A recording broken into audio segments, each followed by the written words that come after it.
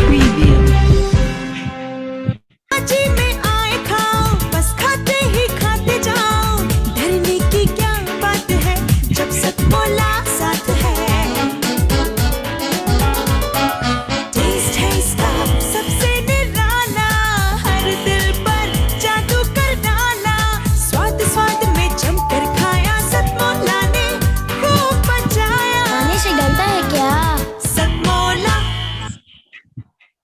नमस्कार, स्वागत है आपका टॉप स्टोरी न्यूज पर। मैं हूं तीर्थंकर सरकार और आप देख रहे हैं मेरे साथ आपका खास कार्यक्रम सतमोला प्रेजेंट सितारों की बात आचार्य डॉक्टर संजीव अग्रवाल के साथ। दर्शकों, जैसा कि आपको पता है, रोजाना हम आप लोगों के लिए नई नई जानकारियां लेकर आते हैं।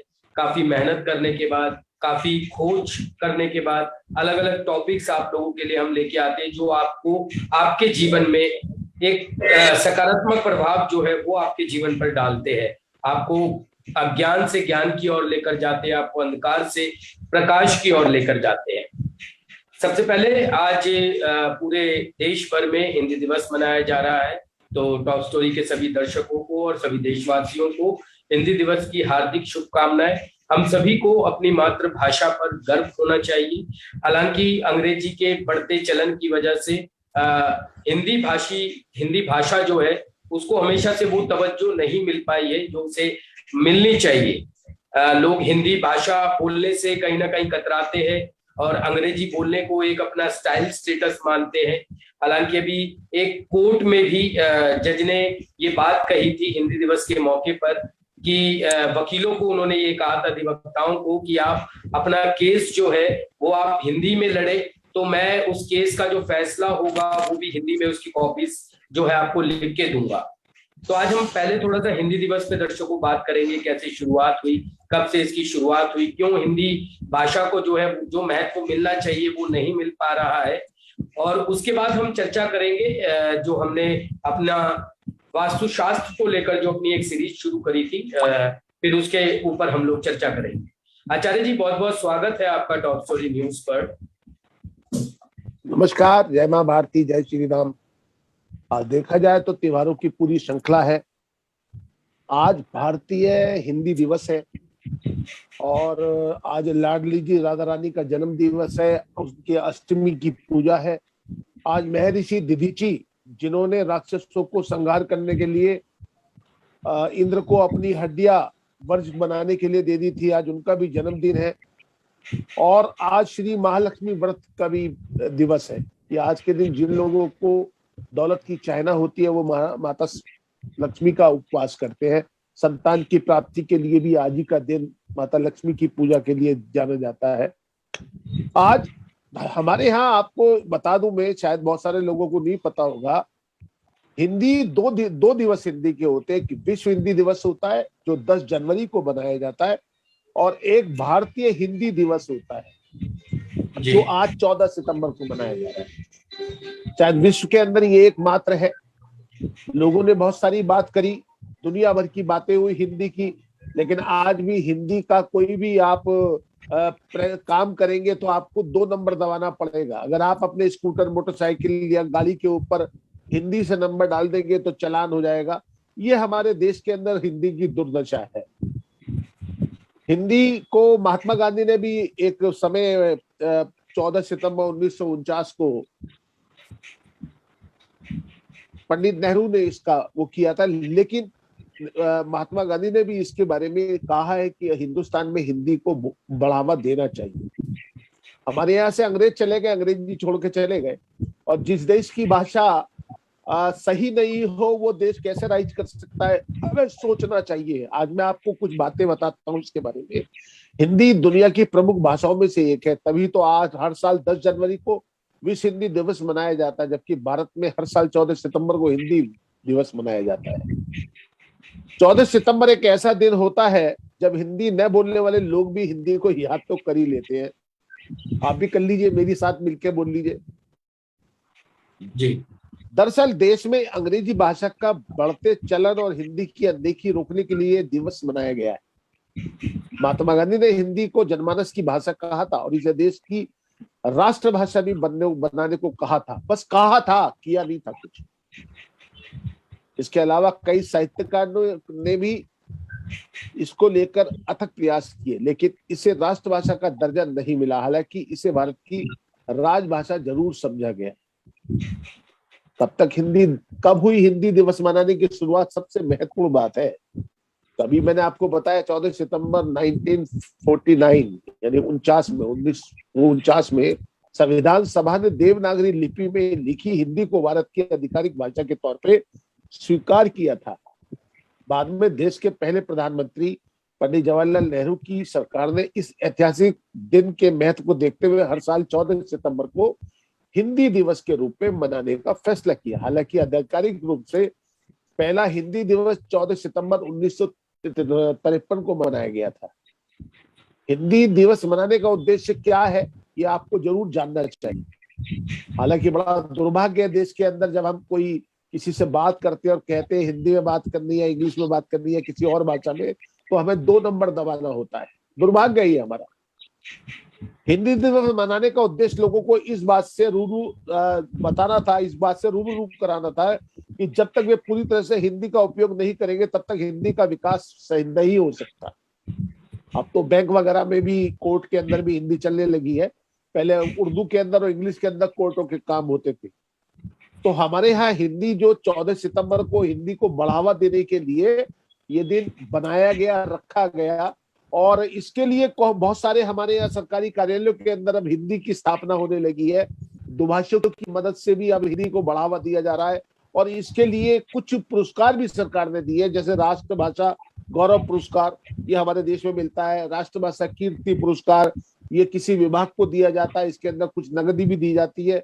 साथ में अगर हम लोग अपनी भाषा को बोलने में अच्छा महसूस करेंगे, गर्व महसूस करेंगे, तो वो दिन दूर नहीं जब हिंदी इस देश की राष्ट्रभाषा बनेगी। हम लोग देश के किसी भी हिस्से में रहें, लेकिन वहां पर हिंदी बोली और समझी जरूर जाती है। पिछले दिनों में तमिलनाडु गया था, लोग कहते थे साहब वो तो हिंदी बोलते ही नहीं है। अब वो उनकी क्या मजबूरी थी, मैं हिंदी में बोला, उन्होंने हिंदी में जवाब दिया। ये बात अलग है कि इतनी साफ वो हिंदी नहीं बोल पाए। मैं अब से 6 साल पहले केरल गया था, वहां की भाषा बिल्कुल हमसे अलग है, लेकिन वो हिंदी समझते थे और बोलते थे जी। और बाकी कर्नाटक वगैरह में तो मैं अब भी जाता रहता हूँ, वो भी इंग्लिश और हिंदी दोनों ही बोलते और समझते हैं। हालांकि वहां की भाषा दूसरी है, वो अपनी भाषा बोलते हैं, लेकिन अगर मेरे जैसा आदमी उत्तरी भारत से वहां जाता है तो बोलते हैं। हमें हिंदी बोलने में गर्व महसूस करना चाहिए। दूसरी बात एक बहुत और है कि हम लोग इंग्लिश में बोलते हैं अंकल, लेकिन हिंदी के अंदर मामा, चाचा, ताऊ, ये सब अलग अलग होते हैं। इसके अंदर जो प्रेम हिंदी में बोलने में झलकता है वो शायद किसी और भाषा में आपको महसूस नहीं होने जी। और हम अगर अलंत भी लगाते हैं, अगर हम हिंदी के किसी अक्षर पर बिंदी भी लगाते हैं एक छोटी सी, तो उसका भी अर्थ निकलता है। इसलिए जो अब यहां से नासा ने हमारी भाषा संस्कृत को अपना लिया, देवनागरी लिपि को अपना लिया, क्योंकि हमारी जो लिपि होती है वो जब अंतरिक्ष में जाती है तो उसकी जो गणना है वो बदलती नहीं है, जो भेजते हैं वही बनी रहती है। तो आजकल जो वैज्ञानिक है वो भी हिंदी और संस्कृत को पढ़ने लगे हैं, बढ़ावा देने लगे हैं। एक बात और है, क्योंकि ज्योतिष के क्षेत्र से आता हूँ, वास्तु के क्षेत्र से आता हूँ, पेशे से मैं इंजीनियर हूँ, हिंदी अच्छी बोलता हूँ। हमारे यहाँ पर जब तक हम संस्कृत नहीं पढ़ेंगे तब तक हम अपने वेदों को नहीं जान पाएंगे, अपनी पुरानी जो परंपरा है उनको नहीं जान पाएंगे। मेरा आपसे आग्रह है कि संस्कृत और हिंदी का जरूर थोड़ा सा पढ़ाई करें, जिससे भविष्य हम अपना सुधार सके। वो दिन दूर नहीं जब भारत के अंदर हिंदी का विकास होगा और हिंदी सर्वोत्तम नंबर 1 भाषा बनेगी जी। तो आज का मेरा जो विचार था वो यही था। आज राधा जी की अष्टमी है, राधा अष्टमी है, तो उनके चरणों में भी नमन करता हूँ, क्योंकि राधा के बिना कृष्ण नहीं और कृष्ण के बिना राधा नहीं। और भारत की भूमि राम और कृष्ण की भूमि है, संसार में पूजनीय है। संसार के 54 देश के अंदर भगवान श्री कृष्ण और राधा जी की पूजा होने लगी है। लोग हमारे हिंदुस्तान की ओर नजरें उठा के देख रहे हैं। कोरोना काल में हमारे देश ने जो काम किया है, हमारी जो परंपराओं को लोगों ने अपनाया है, वो अपने आप में बड़ा सराहनीय है। और हमारी तरफ लोग अब देखने लगे, लोग अपने नॉन वेज को छोड़ के वेज की तरफ आने लगे हैं। ये बात अलग है कि हमारे देश के अंदर नॉन वेज को बढ़ावा दिया जाता है, लेकिन जो बाहर के लोग हैं वो इस बात को समझ गए हैं कि हिंदुस्तान में नॉनवेज खाने की बहुत मनाही है, यहाँ के लोग बहुत कम खाते हैं। तो मेरा सिर्फ यही कहना है, अपने देश से प्यार करो और हिंदी बोलने की कोशिश करो। निश्चित तौर से वो दिन दूर नहीं जब हम अपनी सभ्यता को बढ़ावा संसार के अंदर दे सकेंगे। लोग अब हमसे जुड़ने लगे, हमारी तरफ आने लगे हैं। तो आप भी आज खाली एक दिन ना मनाओ, रोज हिंदी दिवस मनाओ और रोज हिंदी बड़े प्रेम से और फक्र के साथ बोलो। निश्चित तौर से आने वाली जनरेशन को उसका लाभ मिलेगा। धन्यवाद। जी आचार्य जी, बहुत बहुत धन्यवाद इतनी बेहतरीन जानकारी दर्शकों को देने के लिए। दर्शकों, अब आज हम बात करने वाले हैं, जो हमने वास्तु को लेकर एक सीरीज शुरू करी थी, उसके आगे की जो टॉपिक्स है उस पर हम चर्चा करेंगे। अंतिम एपिसोड में हमने आपको बताया था भूमि चयन के विषय में, कि भूमि का चयन किस प्रकार करना चाहिए वास्तु के हिसाब से। आज हम बात करेंगे मार्ग विचार पर। आचार्य जी, आपसे अनुरोध करूंगा कि आज मार्ग विचार पर दर्शकों का थोड़ा सा ज्ञानवर्धन कीजिए। देखिए दोस्त, वास्तु एक पूरा सब्जेक्ट है। वास्तु की बहुत सारी गलियां हैं जिससे निकल के हम एक विशेष पॉइंट के ऊपर पहुंचते हैं। जनरल आप देखते हैं कि प्लॉट हमने कहीं भी लिया, घर बना लिया, छोटा गली हो, बड़ी गली हो, स्ट्रीट हो, रोड्स हो, बड़ी रोड्स हो, हाईवे हो, हम लोग घर बना लेते हैं। लेकिन जब भी टी पॉइंट पे आता है घर, यानी कि सड़क के बिल्कुल सामने का घर हो, तो उसके अंदर आप देखेंगे कि वहां घर तो बहुत से बने हुए, लेकिन वही एक अजीब सा घर दिखाई देता है। चाहे वो कितना ही सुंदर हो, वहां पे कुछ ना कुछ आभा विहीन हो जाता है, उसमें आभा नहीं रहती, चमक नहीं रहती, वो अपनी चमक खो देता है जी। वहां के मालिक जल्दी जल्दी बदलने लगते हैं, और वहां पर अगर कोई कारोबार भी किया जाए तो वो कारोबार या तो फेल हो जाता है, या फिर वो जल्दी जल्दी कारोबार वहां बदल के कभी कुछ और, कभी कुछ और, कभी कुछ और रहने लगता है। तो ये जो टी पॉइंट के घर हैं, ये हमेशा उपाय करने के बाद ही यूज करने चाहिए, अदरवाइज इनको छोड़ देना चाहिए अगर आपके बस में है। दूसरा आता है कि आपका बंटवारा यदि होता है और आपका घर टी पॉइंट पे आता है तो आप क्या करें। आजकल ये बड़ी बड़ी समस्या है कि पिता के लिए वो घर बहुत अच्छा था, क्योंकि उसका जो रास्ता था वो टी पॉइंट पे नहीं था, लेकिन पूरा का पूरा घर टी पॉइंट पे आ गया, तो दूसरे भाई को जो मिला वो जगह मिली जहां पर से सड़क उसके सामने से गुजर रही थी। तो मेरा कहना यह है कि अगर ऐसा कुछ है तो उसके अंदर डबल डौड़ी, यानी कि 2 गेट बनाने चाहिए, जिसमें से एक गेट बंद रहे, और उस गेट के ऊपर यदि हम ओम यंत्र लगा दे तो वो दूर हो सकता है, वहां पर रहने वाला व्यक्ति सकुशल पूर्वक सुखी रह सकता है। इसके बाद आता है एक गली के लास्ट वाला घर। जब गली का लास्ट वाला घर होता है, स्ट्रीट का लास्ट घर होता है, तो वहां पे हवा का दबाव और घरों के मुकाबले ज्यादा होता है, क्योंकि हवा चलती है, सामने जाके टकराए वो फट जाती है दोनों तरफ को। तो वहां पर जो घर होता है, वहां पर भी महिलाओं के लिए बहुत हानिकारक होता है, क्योंकि महिला ज्यादा समय घर में रहती है, उसका जो दिमाग होता है उसके अंदर वेरिएशन आता है, चंद्रमा की मात्रा बढ़ जाती है, और वहां पर उनमें चंचलता पैदा हो जाती है, जिससे कुमार के ऊपर चलने का रास्ता बनने लगता है। तो इसका भी उपाय संभव है। तो लेकिन एक मिरर वहां पे उत्तर लेंस के रूप में यदि हम लगा दे तो भी उस एयर को, वो हवा को काटने लायक हो जाता है। अब आप देखिए, जिन गली में जिनके 4 रास्ते होते, जिस मकान के 4 रास्ते, यानी कि चारों तरफ रास्ते हो, उसमें रहने वाले तो राजा जैसे होते। अब कर्नाट प्लेस को आप देख लीजिए कि वहां का क्या स्थिति है। आज वहां पे 55 करोड़ रुपए की शॉप है। इसके अलावा गोल डाकघर देख लीजिए, उसकी क्या कीमत है। ऐसे बहुत सारे हमारे देश के अंदर है जो जिनके चारों तरफ मार्ग है, उनकी क्या स्थिति है। लेकिन टी पॉइंट के जो हमारे नेपाल नरेश थे, वीर विक्रम शाहदेव, उनका जो आवास था, उनका जो महल था, वो टी पॉइंट पे था। उनके साथ क्या हुआ ये सर्वव्यापक है कि उनका, उन्हीं के लोगों ने उन्हीं की महल में उनका मर्डर हो गया था, उनका पूरा परिवार खत्म कर दिया था।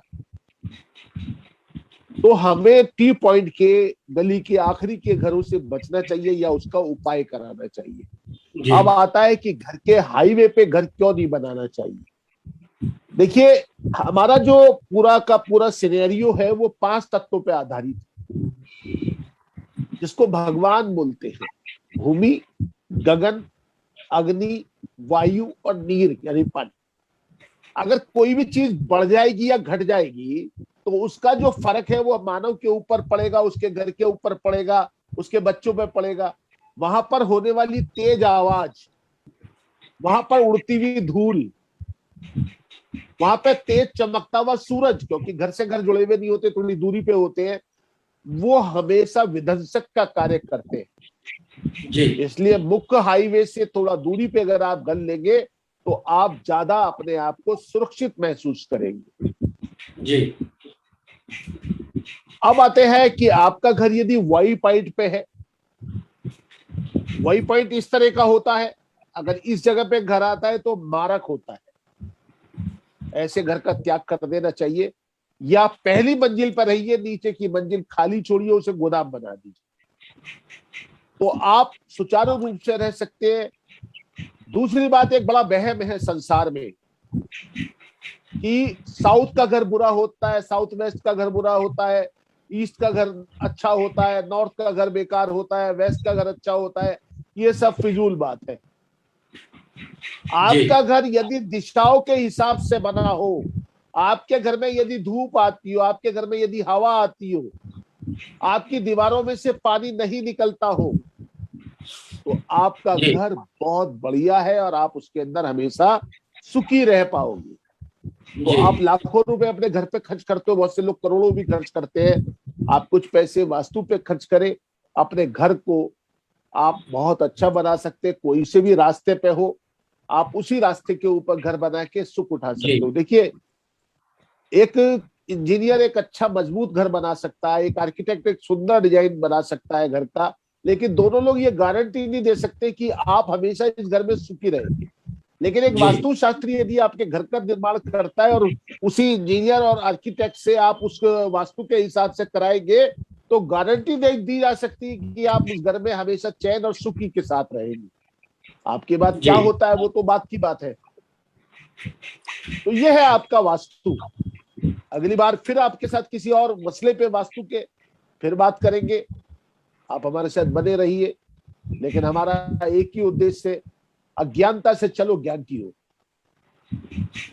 जी आचार्य जी। और अंधेरे में रहना छोड़ दो। अंधेरा जहां रहता है वहां पर हमेशा अज्ञान ही बरसता है, जहां उजाला होता है वह ज्ञान भी होता है।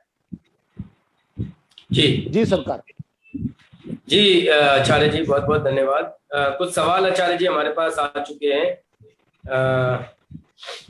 पहला सवाल हमें भेजा है, नैना तिवारी जी का हमें सवाल आया है। इनकी डेट ऑफ बर्थ है 19 मई 1995। समय है इनका 11:15, 11:05, 11:05 PM। कहां पर? और कानपुर, उत्तर प्रदेश, कानपुर में इनका जन्म हुआ है। ये जानना चाहते हैं कि विवाह कब होगा।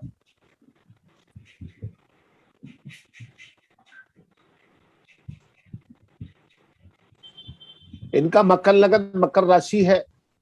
जी। जहां तक इनके विवाह की स्थिति है, अभी विवाह में थोड़ा समय है इनका। इनका जो शनि है वो 29.8 डिग्री का है, चंद्रमा लगन के अंदर है। तो मैं समझता हूँ जो इनका विवाह होगा वो 24/7/2022 के बाद होगा इनका विवाह, और बहुत शानदार विवाह होगा। बाय नेचर बहुत अच्छी है, ये मंगली है, इसलिए थोड़ा सा स्वभाव में वेरिएशन रहता है, थोड़ा गर्म स्वभाव है इनका। लेकिन उसके बाद भी जो इनका विवाह होगा वो बहुत बढ़िया विवाह होगा, बड़े अच्छे घर में जाएंगी। 24/7/2022 के बाद इनकी शादी है। जी आचार्य जी, बहुत बहुत धन्यवाद आचार्य जी।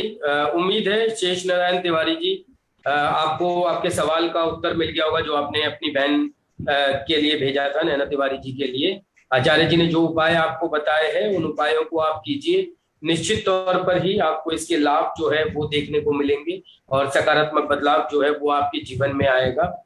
अगला सवाल जो आया है, आज हमारे पास सवाल थोड़े से ज्यादा है तो आज हम कोशिश करेंगे कि आपके सारे सवालों को हम ले पाए। अगला सवाल आचार्य जी सूरज ठाकुर जी का है, सुपौल बिहार से। सुपौल बिहार में इनका जन्म हुआ है 25 दिसंबर 1996 को, 1996। समय है इनका शाम के 6 बजे। काफी मेहनत कर रहे हैं पर सफलता नहीं मिल पा रही है। कॉम्पिटिटिव एग्जाम पर बहुत ऐसा है कि इनका शनि की ढैया चल रही है इनके लगन में और इनकी राशि में। इनका मिथुन लगन है, मिथुन राशि है। देखिए, इनको सरकारी नौकरी तो मिलेगी, लेकिन मानसिक परेशानी इनको बनी रहती है। बहुत ही क्रोधी स्वभाव के हैं जी। साथ में इनको कफ की अधिकता रहती है, जिसकी वजह से ये बहुत मेहनत करके भी कम याद रख पाते हैं जी। इनको चाहिए ये कि ये रात को सोने से पहले तेज गर्म पानी पी के सोए, तो इनकी मेमोरी शार्प हो जाएगी और जो ये याद करेंगे वो इनको याद रहने लगेगा। इनको कफ की अधिकता रहती है, जिसकी वजह से तैयारी इनकी करने के बाद भी अधूरी रहती है। जी। और थोड़ा वाणी पे नियंत्रण रख के, तेज जो गुस्सा आता है उसके ऊपर नियंत्रण रख के, एक चांदी का छल्ला सोमवार के रोज अपने उल्टे हाथ के अंगूठे में पहन ले। इनकी तैयारी में ताकत आएगी और इनको लाभ हो जाएगा। जी आचार्य जी, बहुत बहुत धन्यवाद आचार्य जी। उम्मीद है सूरज ठाकुर जी आपको आपके प्रश्नों के उत्तर मिल गए होंगे। आचार्य जी ने जो भी आपको उपाय बताए हैं उन उपायों को नियमित कीजिए। निश्चित तौर पर ही आपको आपके जीवन में इसके सकारात्मक प्रभाव देखने को मिलेंगे। आज हम दर्शकों ये जो सवाल जवाब का सेशन है ये हम लाइव ले रहे हैं। अगर आप भी चाहते हैं कि आपके प्रश्नों के उत्तर हम दें या आपके किसी मित्र या आपके किसी रिश्तेदार के जो प्रश्न हैं, उनकी जो समस्याएं हैं उनके उत्तर हम दें, तो आप इस वीडियो को उनके साथ शेयर कीजिए। अभी के अभी ज्यादा से ज्यादा शेयर कीजिए और अपने सवालों को हमें अभी कमेंट करके भेजिए ताकि हम उन सवालों के जवाब ले सके। क्योंकि अभी ये 3 से 4 मिनट हमारा लाइव सेशन चलने वाला है, समय की थोड़ी सी कमी है और जितनों के सवाल आएंगे अब से 5 मिनट के बाद हम सवाल लेना जो है बंद कर देंगे। अगला सवाल हमारे पास आचार्य जी आ गया है निशा शर्मा जी का। इनकी डेट ऑफ बर्थ है 1 जनवरी 1991। समय, इनका समय है शाम को 3:30 और जन्म स्थान है लखनऊ उत्तर प्रदेश। ये जानना चाहती है पारिवारिक कलह इनके घर में रहता है बहुत ज्यादा और कभी कभी पति से भी इनकी नोकझोंक हो जाती है बेवजह। तो किस तरीके से इनकी समस्याएं चल रही और कैसे समाधान हो पाए? देखिए, इनकी जो वाणी है थोड़ी सी सख्त वाणी है इनकी, जिसकी वजह से कलह होती है। इनको एक 8.5 कैरेट का ओपल रिंग फिंगर में चांदी की अंगूठी बना के शुक्रवार को पहन लेना चाहिए। हालांकि ये बहुत अच्छी इसलिए है कि अपने परिवार से बहुत प्यार करती है, लेकिन मंगल के लगन में होने से और वो भी शुक्र की राशि में होने से इनको ये जो प्रॉब्लम आ रही है यही है। और इसका उपाय यही जो मैंने बताया है कि एक ओपल 8.5 कैरेट का पहन ले। ये चाहे तो ओपल आपके द्वारा हमसे भी मंगा सकती है और उसको चांदी में बनवा लीजिए, लेफ्ट हैंड की रिंग फिंगर में इसको धारण कर लीजिए। शुक्रवार को आपके घर के अंदर शांति रह हो जाएगी और आपका प्रेम भी बढ़ जाएगा। जी आचार्य जी, बहुत बहुत धन्यवाद आचार्य जी। उम्मीद है निशा जी आपको भी आपके प्रश्नों के उत्तर मिल गए होंगे और आचार्य जी ने जो भी आपको उपाय बताए हैं इनको नियमित तौर पर आप कीजिए। निश्चित तौर पर ही आपके जीवन में भी सकारात्मक प्रभाव इसके देखने को मिलेंगे। अगला सवाल हमारा आ गया है आंध्र प्रदेश यनम से, हमें लिखते हैं निखिला नारायणा। इनका जन्म हुआ है 20 अगस्त 1993 को। समय है इनका दिन में 12:15। 20 अगस्त 1993, यनम आंध्र प्रदेश में इनका जन्म हुआ है। स्वास्थ्य इनका ठीक नहीं रहता है, बीमारी जल्दी लग जाती है। इनका वृक्ष लगन है, कन्या राशि है, उत्तरा फाल्गुनी नक्षत्र में इनका जन्म हुआ है।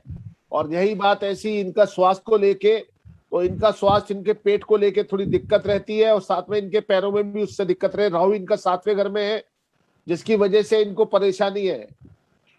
इनको एक चांदी का कड़ा अपने हाथ में पहन लेना चाहिए, सीधे हाथ में, सोमवार के रोज। साथ में सतनजा 7 प्रकार अनाजों को ये पक्षियों को डाले तो उससे इनका बरकत भी हो जाएगी और थोड़ा इनका स्वास्थ्य भी अच्छा होगा और इनको मानसिक शांति भी मिलेगी। थोड़ा ईगो है, सूर्य इनका 4थे घर में है, थोड़ा बीपी की परेशानी बढ़ सकती है। भोजन के अंदर थोड़ा सा गुड़ खाएं और थोड़ा सा गुड़ गाय को भी दान करें और इनके लिए सेहत के लिए अच्छा रहेगा। साथ में इनको स्किन एलर्जी की बहुत प्रॉब्लम हो सकती है। नहाते हुए गोले के तेल में कपूर डाल के अपने जहां पर एलर्जी है वहां लगाए नहाते हुए, तो उससे इनको लाभ हो जाएगा। जी आचार्य जी, बहुत बहुत धन्यवाद आचार्य जी, इतनी बेहतरीन जानकारियां देने के लिए और दर्शकों को आज उनके समस्याओं के समाधान प्रदान करने के लिए, साथ ही साथ वास्तु से जुड़ी इतनी बेहतरीन जानकारियां दर्शकों तक पहुंचाने के लिए। सभी दर्शकों से मेरा अनुरोध है कि अब से हम लोग 5 से 7 मिनट का आपके सवालों के लिए एक लाइव सेशन रखेंगे और आप लाइव के दौरान ही अपने प्रश्न हमें लिखकर भेज सकते हैं।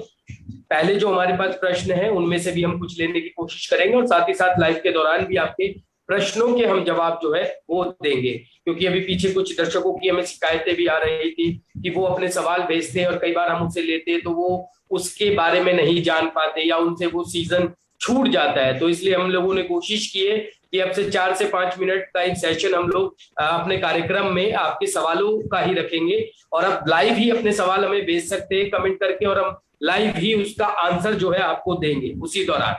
आज क्योंकि समय हमारे पास कम है, सवाल अभी हमारे पास और भी आ रहे हैं, तो जो सवाल अभी हमारे पास आज के बच गए हैं उनको हम कल के सेशन में आपको बताएंगे। तो कल आप हमारे कार्यक्रम को देखना ना भूले। अभी हमारे पेज को अगर आपने लाइक नहीं किया है तो उसे लाइक कर ले और फॉलो का बटन दबा ले ताकि सारी अपडेट्स आपको मिलती रहे। आचार्य जी, आपका भी बहुत बहुत धन्यवाद इतना सारा समय दर्शकों को देने के लिए, दर्शकों को इतनी बेहतरीन जानकारी देने के लिए। बहुत बहुत धन्यवाद आचार्य जी आपका भी। और सभी दर्शकों को एक बार फिर से बताना चाहूंगा जितना जी